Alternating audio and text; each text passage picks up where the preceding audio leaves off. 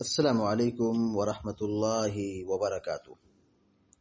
بسم اللہ الرحمن الرحیم وبہ نستعین والصلاة والسلام علی اشرف الانبیاء والمرسلین اما بعد۔ فعن حمنة بنت جحش رضی اللہ تعالی عنہا قالت كنت استحاض حیضة كثيرة شديدة فأتيت النبي صلی اللہ علیہ وسلم استفتيه فقال إنما هي رغبة من الشيطان فتحيضي ستة أيام أو 7 أيام ثم اغتسلي فإذا استنقأت فصلي 24 أو 23 وصومي وصلي فإن ذلك يجزئك وكذلك فافعلي كل شهر كما تحيض النساء فإن قويت على أن تؤخر الظهر وتعجل العصر ثم تغتسلي حين تطهرين وتصلين الظهر والعصر جميعا ثم تؤخرين المغرب وتعجلين العشاء ثم تغتسلين وتجمعين بين الصلاتين فافعلي وتغتسلين مع الصبح وتصلين قال وهو أعجب الأمرين إلي رواه الخمسة إلا النسائي وصححه الترمذي وحسنه البخاری رحمہ اللہ۔ ابھی آپ کے سامنے بلوغ المرام من ادلۃ الاحکام کی حدیث نمبر 119 پڑھی گئی ہے۔ حمنہ بنت جحش رضی اللہ تعالی عنہا صحابیہ ہیں اور وہی حدیث کو بیان کرنے والی ہیں۔ ان کے بارے میں مختصر طور پر جان لیتے ہیں۔ حمنہ بنت جحش رضی اللہ تعالی عنہا، یہ ام المومنین حضرت زینب بنت جحش کی سگی بہن تھی۔ یہ حمنہ بنت جحش پہلے مصعب بن عمیر کی زوجیت میں تھی کہ جب وہ شہید ہو گئے تو ان کی دوسری شادی طلحہ بن عبداللہ رضی اللہ تعالی عنہ سے ہوئی، تو یہ ان کی بیوی بنی۔ حمنہ بنت جحش رضی اللہ تعالی عنہ کی یہ روایت بڑی طویل ہے اور ان کو حیض کے بعد زائد خون آتا تھا جسے استحاضہ کا خون کہا جاتا ہے۔ اس سے پہلے کے درس میں اس کی وضاحت کی جا چکی ہے کہ عورت کو بلوغت کے بعد رحم سے شرمگاہ کے راستے سے ہر مہینے خون آتا ہے، تو جو خون آتا ہے اس کو حیض کہتے ہیں، اور حیض کے بعد جو خون آتا ہے اس کو استحاضہ کہتے ہیں، بیماری کا خون ہوتا ہے۔ اور ایک خون آتا ہے جو بچے کی ولادت کے بعد آتا ہے جس کو نفاس کا خون کہا جاتا ہے۔ تو زینب یہ حمنہ بنت جحش رضی اللہ تعالی عنہ کو یہ شکایت تھی کہ انہیں حیض کے بعد زیادہ استحاضے کا خون آتا تھا۔ اسی طریقے سے ان کی جو 2 بہنیں اور ہیں، یعنی جحش کی 3 بیٹیوں کی یہی شکایت تھی، یہی بیماری تھی۔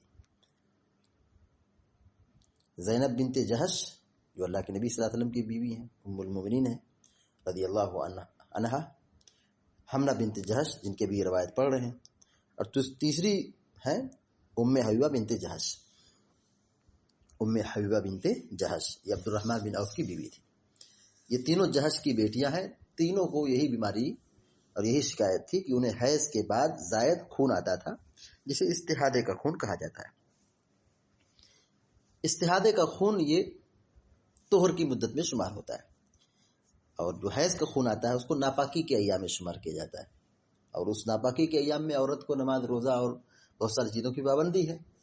لیکن استحاضہ کی مدت میں یعنی جو زائد خون آ رہا ہے، بیماری کا خون آ رہا ہے، یہ طہر میں شمار ہوتا ہے۔ اس میں وہ نماز پڑھے گی، روزہ رکھے گی، اور جو اپنی ڈیوٹی ہے اور اپنی ذمہ داری ہے وہ سب انجام دے گی۔ عہد نبوت میں 9 ایسی خواتین تھیں جن کو یہ بیماری لاحق تھی، یعنی استحاضے کا خون آتا تھا۔ آئیے حدیث کی طرف. حدیث کافی لمبی ہے. وعن حمنة بنت جحش، حمنة بنت جحش، حمنة بنت جحش رضی اللہ تعالی عنہ. وعن حمنة بنت جحش رضی اللہ تعالی عنہ قالت كنت استحاض حیضة كثيرة شديدة. الفاظ میں لکھنے كنت استحاض،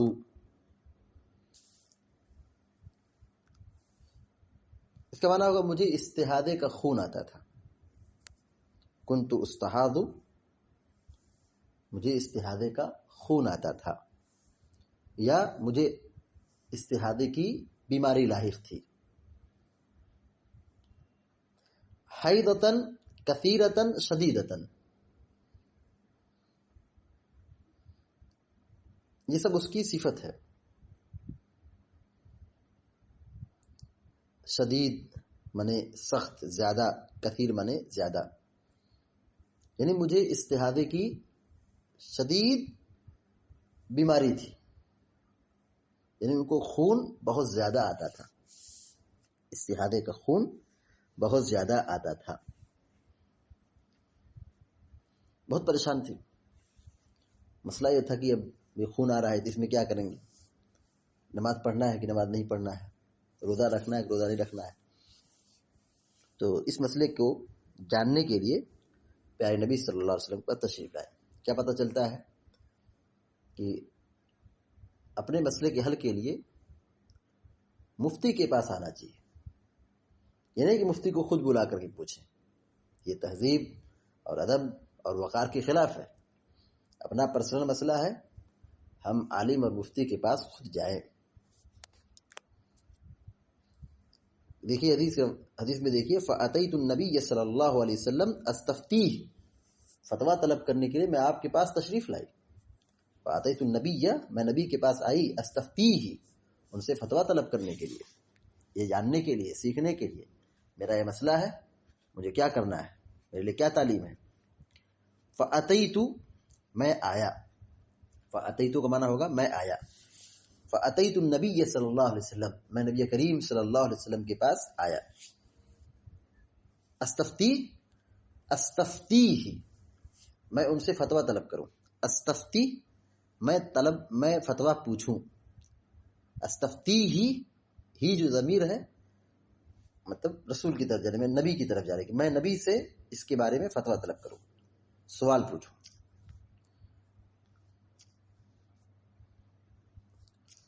نبی کریم صلی اللہ علیہ وسلم رسول بھی تھے، نبی بھی تھے، امام بھی تھے، مفتی بھی تھے، دائی بھی تھے.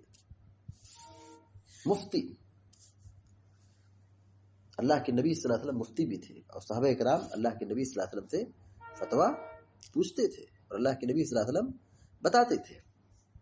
فَأَتَيْتُ النَّبِيَّ صلی اللہ علیہ وسلم استفتیہ، میں اللہ کے نبی صلی اللہ علیہ وسلم کے پاس فتویٰ پوچھنے کے لیے آئی. فقال انما هي رقضة من الشیطان. رقضہ، چوک مارنا، کچوکا مارنا. آپ نے کہا انما هي رقضة من الشیطان، یہ شیطان کے کچوکا مارنے سے. شیطان انسان کا بڑا جانی دشمن ہے. شیطان انسان کے پیچھے پڑا رہتا ہے. عورت کو اس کے طہر میں، اس کی پاکی میں اور اس کی حیض کے معاملے میں کنفیوژن پیدا کرتا ہے اور کچوکا مار کر کے مسلط ہو جاتا ہے.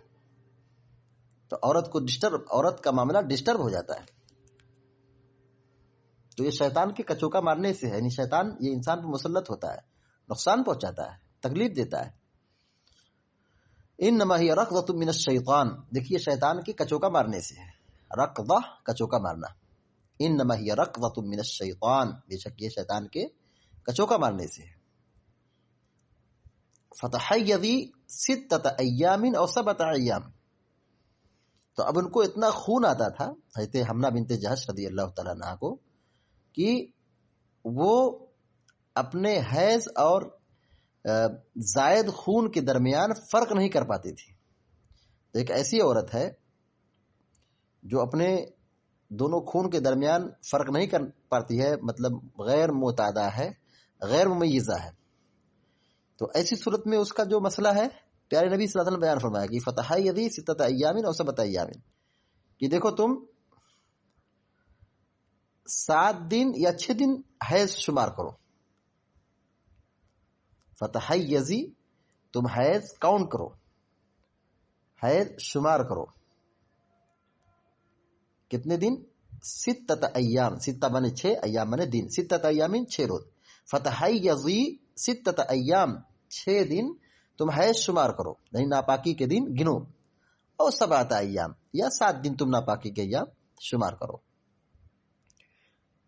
کیونکہ یہ حکم کن کو دے رہے ہیں؟ حضرت حمنہ بنت جہش کو دے رہے ہیں، کیونکہ وہ غیر معتادہ ہے اور غیر ممیزہ ہے، یعنی ان کو اتنا خون آتا ہے کہ یہ دونوں خون کے درمیان فرق نہیں کر پاتی ہیں کہ یہ استحاضہ ہے یا یہ حیض ہے. تو اب جب فرق نہیں کرنے کی صلاحیت تھی تو اللہ کے نبی صلی اللہ علیہ وسلم نے ان کو عام عورتوں کی طرح مسئلہ بتایا. کہا جیسے عام طور پر عورتوں کو زیادہ سے زیادہ 6 یا 7 دن حیض کا خون آتا ہے، تب عام عورتوں کو، سب کو نہیں، تو ان کو بھی اس میں شمار کر لیا. کہا فتح یدی 6 ایام او 7 ایام، دیکھو تم 6 دن یا 7 دن حیض کا دن شمار کر لو. ثم مغتسلی، پھر تم غسل کرو. غسل کیوں کرو؟ کیونکہ جو بلڈ آیا، خون آیا، وہ ناپاکی کا خون ہے، اور اس کے آنے سے عورت ناپاک ہو جاتی ہے، تو اب اسے یہ غسل کرنا پڑے گا. یعنی عورت کو غسل کرنا فرض ہو جاتا ہے. کب؟ جب اس کے حیض کا خون بند ہو جائے. جیسے ہی حیض کا خون بند ہوگا، عورت پاک ہو، اس کی ناپاکی کا لمحہ، اس کا وقت دور ہو گیا، ختم ہو گیا، اب اس کو غسل کرنا پڑے گا. یہ غسل کرنا پڑے گا جب اس کا بند ہو جائے گا. ایسا نہیں کہ شام میں اس کا خون بند ہو گیا ہے تو اگلے روز وہ نہائے گی، ایسا نہیں ہے. جب اس کا خون بند ہو جائے گا تب وہ کیا کرے گی؟ غسل کرے گی. جب اس کا خون بند ہو گیا تب وہ کیا کرے گی؟ تھوڑا انتظار کے بعد وہ غسل کرے گی. ایسا نہیں کہ فجر میں بند ہوا ہے تو وہ شام میں مغرب میں غسل کرے گی، یا ظہر میں بند ہوا ہے تو وہ کیا نام ہے اگلے روز دوسرے دن غسل کرے گی. ایسا نہیں ہے. کہا ثم مغتسلی، جیسے حیض کا خون بند ہو اور وہ بالکل یقین ہو جائے کہ اب نہیں آئے گا. وہ عورتیں سمجھتی اس مسئلے کو کہ ان کا خون کب بند ہوتا ہے، تو اب وہ غسل کرے گی. یہ غسل کرنا فرض ہے. فَإِذَا اسْتَنْقَعْتِ فَصَلِّي 24 أو 23. فَإِذَا اسْتَنْقَعْتِ، فَإِذَا مانے جب، استنقعتی تو پاک صاف ہو جائے. نقیون سے ہے، نقیون مانے صاف ستھرا، مطلب غسل کر کے بالکل پاک صاف ہو جاؤ. استنقعتی تم بالکل غسل کر کے پاک صاف ہو جاؤ. فصلی تو تم نماز پڑھو. صلی تو نماز پڑھے، تو نماز پڑھ. فصلی 24 اور 23، تو 24 دن یا 23 دن نماز پڑھو. یعنی مہینے میں عورت کو کتنا نماز پڑھنا رہے گا؟ ایسی عورت کو جو اپنے خون میں فرق کرنے کی صلاحیت نہیں رکھتی ہے، حیض اور استحاضے میں فرق نہیں کر پاتی ہے، تو وہ کتنے دن نماز پڑھے گی؟ 24 دن یا 23 دن. 24 دن یا 23 دن نماز پڑھے گی. اور باقی اس کے آگے کیا ہے؟ چھٹی ہے. چونکہ حیض کی مدت میں اسے نماز نہیں پڑھنا ہے، روزہ نہیں رکھنا ہے. تو یہ شریعت کی جانب سے ایک رخصت ہے کہ وہ طہر کی مدت میں نماز پڑھے، اور طہر جب ختم ہو جائے، ناپاکی شروع ہو جائے، حیض آ جائے، تو حیض کی مدت میں اسے نماز نہیں پڑھنا ہے. وصومی وصلی، آپ نے کہا کہ اس میں کیا کرنا ہے؟ 24 دن یا 23 دن میں کہا وصومی روزہ رکھو، وصلی اور نماز پڑھو. سومی تم روزہ رکھو، وصلی اور تم روزہ رکھو. فإن ذلك يجزئك، یہ تمہیں کافی ہو جائے گا. یعنی یہ تمہارے لیے کافی ہے. کیا کافی ہے؟ کہ 24 دن 23 دن نماز رکھو، نماز پڑھو، اور اس میں روزہ رکھنا ہے، روزہ رکھو. اگر مہینہ رمضان کا ہے تو رمضان کا روزہ رکھنا ہے. لیکن وہ کتنا روزہ رکھے گی؟ جتنی وہ نماز پڑھے گی. مطلب 24 دن نماز پڑھے گی تو 24 دنوں سے روزہ رکھنا پڑے گا. 23 دن نماز پڑھے گی تو 23 دنوں سے روزہ رکھنا پڑے گا، چونکہ اس کے طہر کے ایام ہیں. یہ اتنا کافی ہو جائے گا. یعنی اس کے بعد جو 7 اور 6 دن باقی رہتے مہینے کے، اس میں وہ روزہ نماز نہیں کرے گی. کیوں؟ اس لیے کہ اس میں اس کو روزہ نماز نہیں کرنا ہے، کیونکہ حیض کی مدت میں نماز روزہ نہیں پڑھنا ہے، نماز روزہ نہیں کرنا ہے. البتہ نماز کی تو قضا نہیں ہے، وہ تو معاف ہے، مکمل معاف ہے، لیکن روزے کی قضا ہے. یعنی رمضان کا مہینہ ختم ہو گیا تو اب اس کو جو روزے چھوٹے ہوئے حیض کی وجہ سے، تو اس کو بعد میں قضا کرنا پڑے گا. وہ تو چاہے تو شوال میں قضا کر لے، یا تو چاہے تو شوال کے بعد جب اس کو فرصت ملے شعبان تک وہ قضا کرے، کوئی دقت نہیں ہے، لیکن اسے یہ کرنا ہے. وَكَذَلِكَ فَافْعَلِي كُلَّ شَهْرٍ، كذلك مانے اسی طرح، فَافْعَلِي مانے کرو، كُلَّ شَهْرٍ مانے ہر مہینے، اسی طرح تم ہر مہینے کرو. یعنی کیا؟ 7 دن 6 دن اپنے حیض کی مدت شمار کرو، بقیہ 23 اور 24 دن یہ طہر کی مدت شمار کرو، اس میں نماز روزے کی پابندی کرو.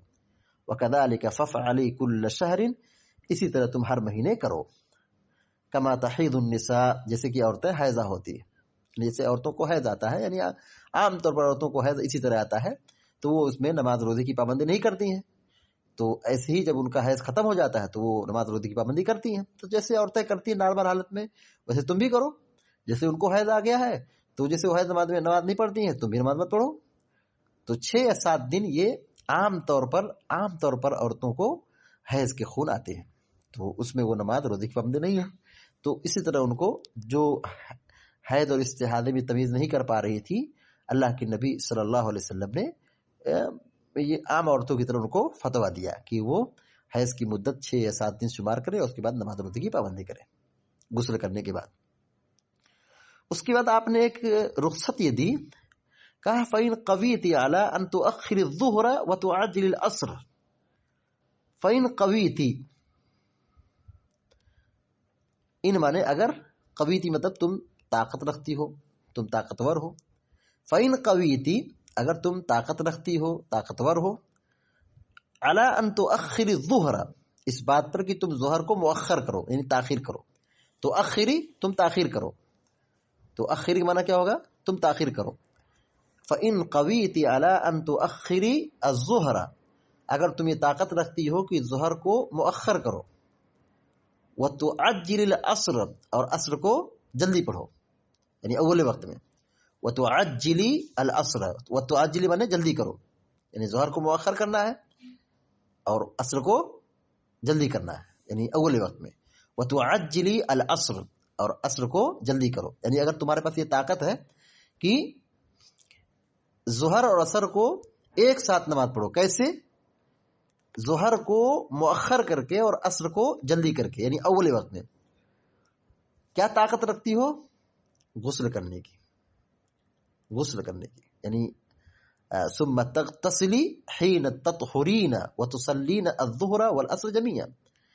کہا ثم تغتسلی، پھر تم غسل کرو، حین تطہرین، جس وقت تم پاک ہوتی ہو. حین مانے جب، تطہرین تم پاک ہوتی ہو، یعنی جب حیض کا خون بند ہو جاتا ہے تو تم اس کے بعد کیا کرو؟ غسل کرو. جیسے حیض سے پاک ہو گئی پھر تم غسل کرو. وتصلین الظہر والعصر جميعا، اور تم ظہر عصر کو ایک ساتھ ادا کرو. یعنی اگر تم کو غسل کی طاقت ہے، یعنی اگر تم کو غسل کی طاقت ہے کہ 2 نمازوں کو جمع کر کے ایک غسل کرو، تم ایسا کر سکتی ہو، تمہاری رخصت ہے. یعنی اللہ کے نبی صلی اللہ علیہ وسلم نے طاقتور عورتوں کے لیے یہ تاکید کی ہے کہ اگر وہ چاہیں تو 2 نمازوں کو جمع کر کے پڑھ لیں. ایسے حکم کیا ہے؟ ظہر کے وقت میں ظہر پڑھی جائے، عصر کے وقت میں عصر پڑھی جائے، مغرب کے وقت میں مغرب پڑھی جائے. یعنی نمازوں کو اس کے وقت میں پڑھنا ہے، اصل حکم یہی ہے.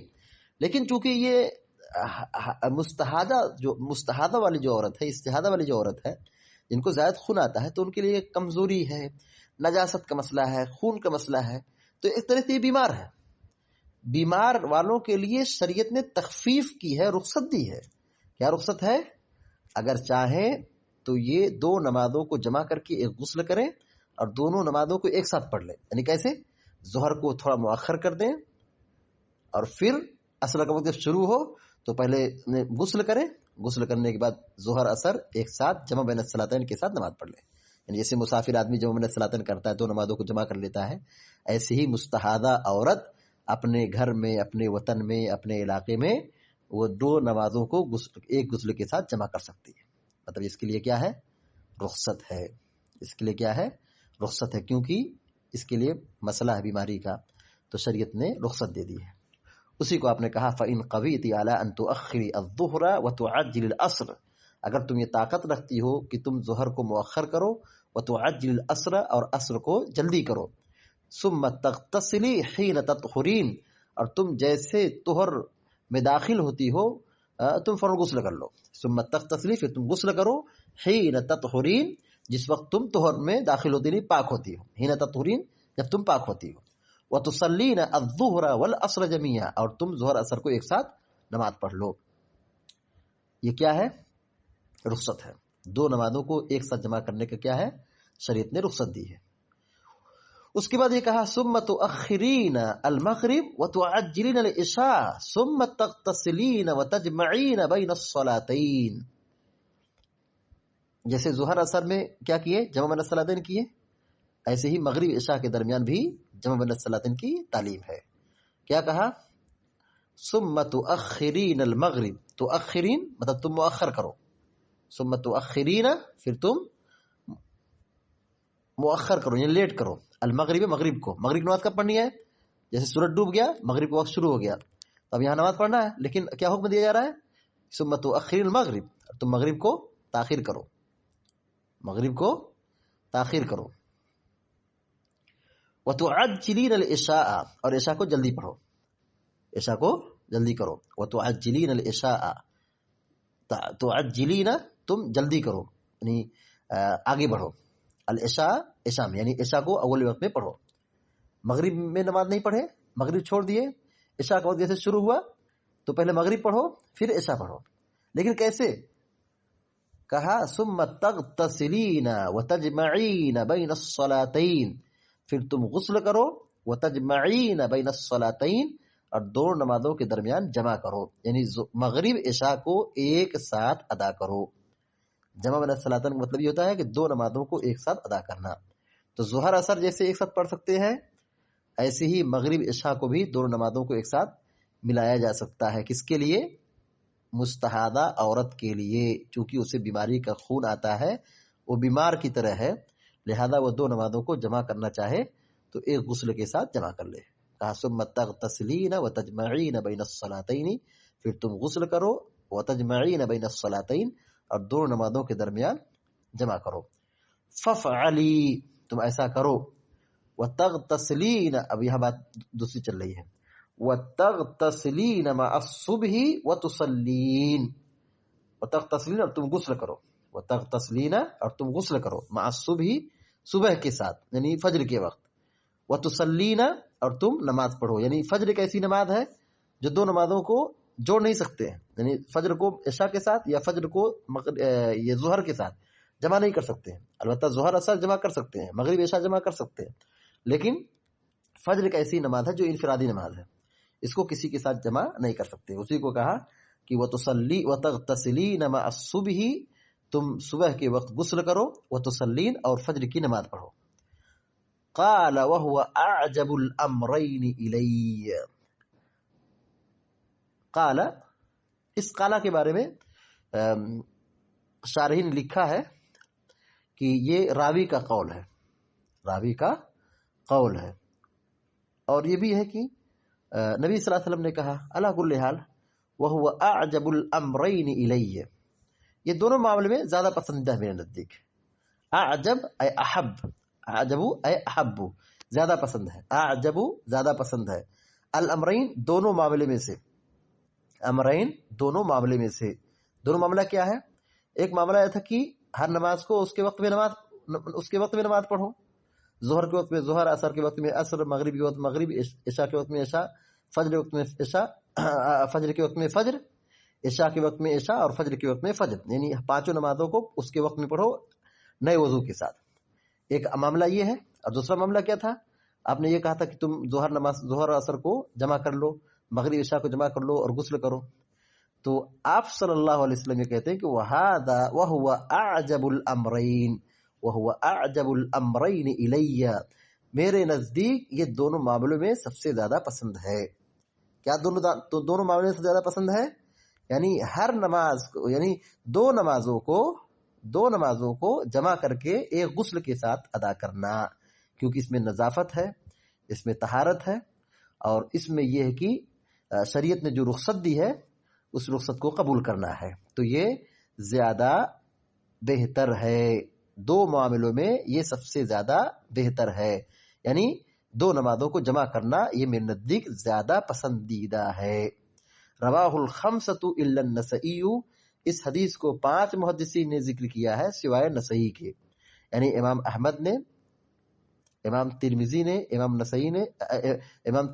امام ابو داود نے، اور امام ابن ماجہ نے۔ رواہ الخمسہ 5 محدثین نے بیان کیا ہے، الا النسائی، مگر نسائی نے، تو نسائی کو اگر امام نسائی کو نکال دی تو کتنے ہو گئے؟ 4 ہو گئے۔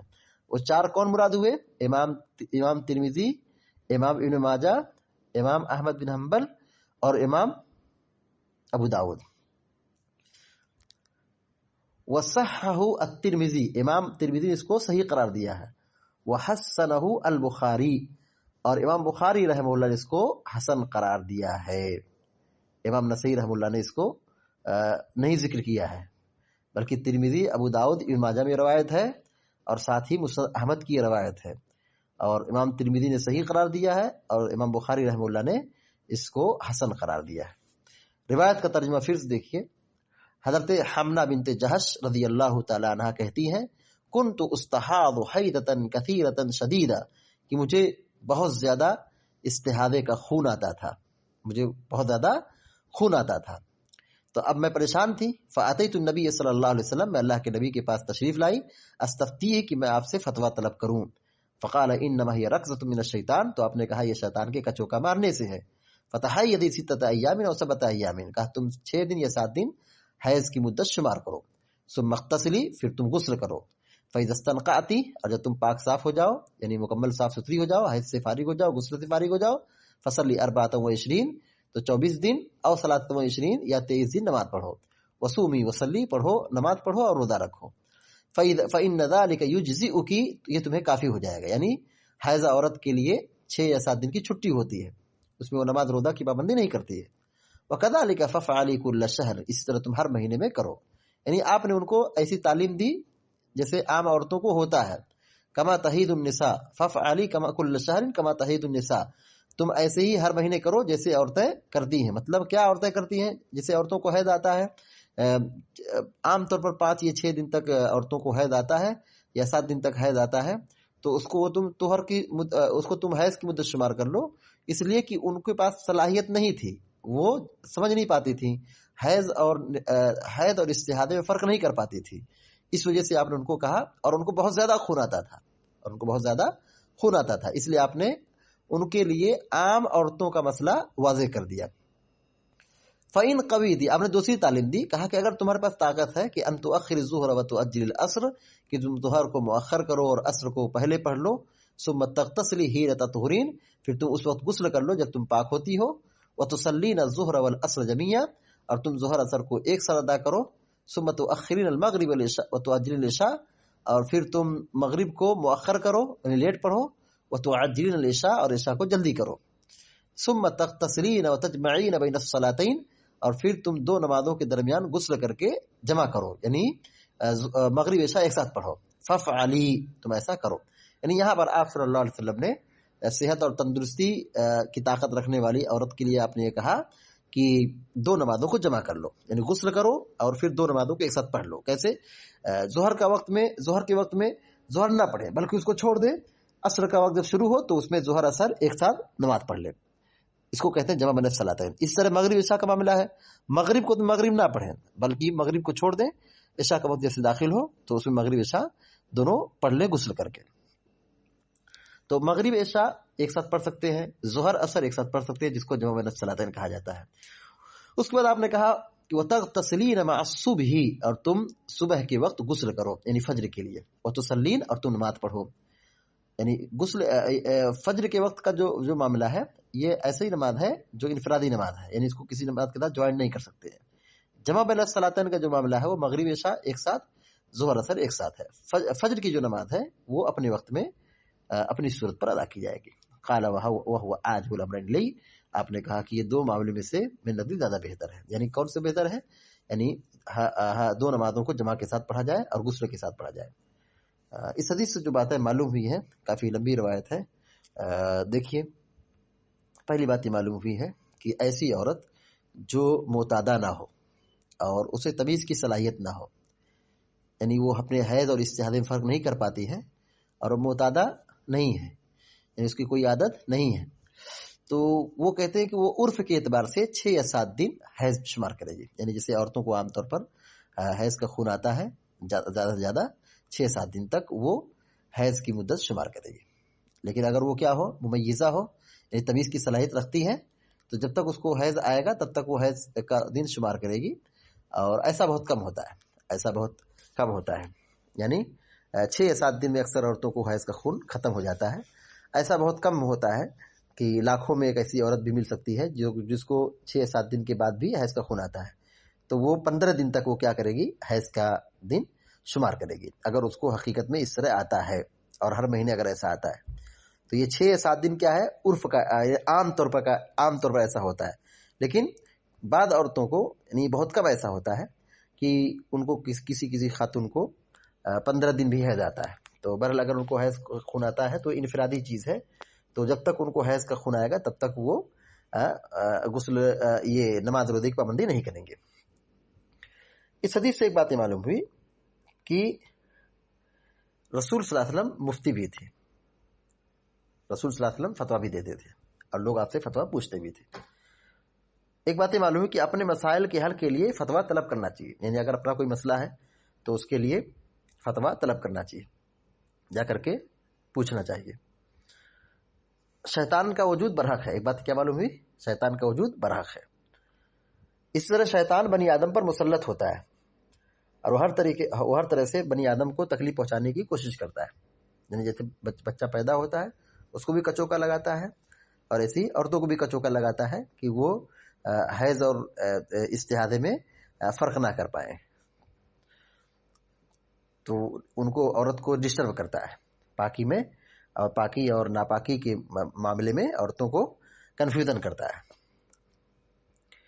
اس طریقے سے حائضہ نماز روزہ نہیں کرے گی، حائضہ عورت نماز روزہ نہیں کرے گی.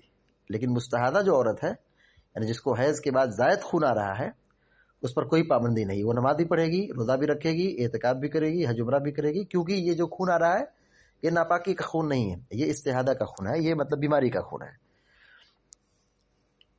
اسی طرح ایک بات یہ معلوم ہوئی کہ حیض کے اختتام پر، یعنی جیسے حیض کا خون بند ہو گیا تو حیض کے اختتام پر عورت کو کیا کرنا چاہیے، غسل کرنا چاہیے. یعنی عورت پر یہ غسل کرنا فرض ہے. یعنی جیسے وہ حیض کی مدت ختم ہوئی، حیض کا خون ختم ہوا، تو اب اس کی یہ ناپاکی کی مدت ختم ہو رہی ہے، اب اس کو کیا کرنا پڑے گا، غسل کرنا پڑے گا. اور یہ غسل کیا ہے، واجب ہے.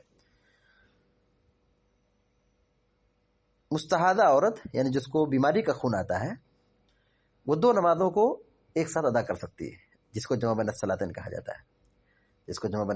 کہا جاتا ہے. تو اس سے ایک نقطہ یہ بھی ملتا ہے کہ جب جیسے شریعت نے مستحاضہ عورت کے لیے جمع بین الصلاتین کی تعلیم دی ہے، رخصت دی ہے، تو جو بھی مریض ہیں جن کے لیے وقت پر نماز پڑھنا یا وضو بنانا مشکل ہوتا ہے، تو وہ 2 نمازوں کو مریض بھی جمع کر سکتا ہے.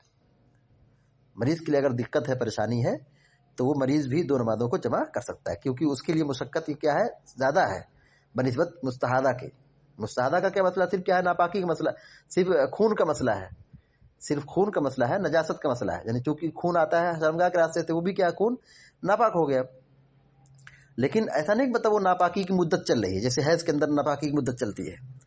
تو جب مستحاضہ عورت کو شریعت نے 2 نمازوں کو جمع کرنے کی تعلیم دی ہے، تو اسی طرح جو بیمار ہوگا اور جس کے لیے تکلیف ہے، مشقت ہے، تو وہ 2 نمازوں کو جمع کر سکتا ہے. اسی طریقے سے مستحاضہ عورت کو جو نماز کے ساتھ غسل کی تعلیم دی جا رہی ہے، یہ واجب نہیں، مستحب ہے. کیونکہ آپ نے کیا کہا، ان شئتی، اگر تم چاہو، یا فإن قویتی، اگر تم طاقت رکھو. تو یہ سب دلالت کرتے ہیں کہ مستحاضہ عورت کو 2 نمازوں کو جمع کرنے کے لیے جو غسل کی تعلیم دی جا رہی ہے، یہ فرض اور واجب نہیں، بلکہ یہ کیا ہے، مسنون اور مستحب ہے. اسی طریقے سے اس حدیث سے بات معلوم ہوئی کہ عورت کو چاہیے کہ اپنے مخصوص مسائل سیکھے، جانے، سوال کرے، پوچھے۔ آخری بات بتا کر اپنی بات ختم کرنا چاہتا ہوں کہ دین سیکھنے میں شرم محسوس نہیں کرنا چاہیے۔ دیکھیے صحابیات اللہ کے نبی صلی اللہ علیہ وسلم سے براہ راست آ کر کے سیکھتی تھی اور اللہ کے نبی صلی اللہ علیہ وسلم کو ان کے سوال کا جواب دیتے تھے۔ تو دین کے معاملے میں حق بات کو سیکھنے میں شرم محسوس نہیں کرنا چاہیے، نہیں شرمانا چاہیے۔ اللہ تعالیٰ سے دعا ہے کہ اللہ تعالیٰ ہم سب کو، آپ سب کو نیک عمل کی توفیق عطا فرمائے۔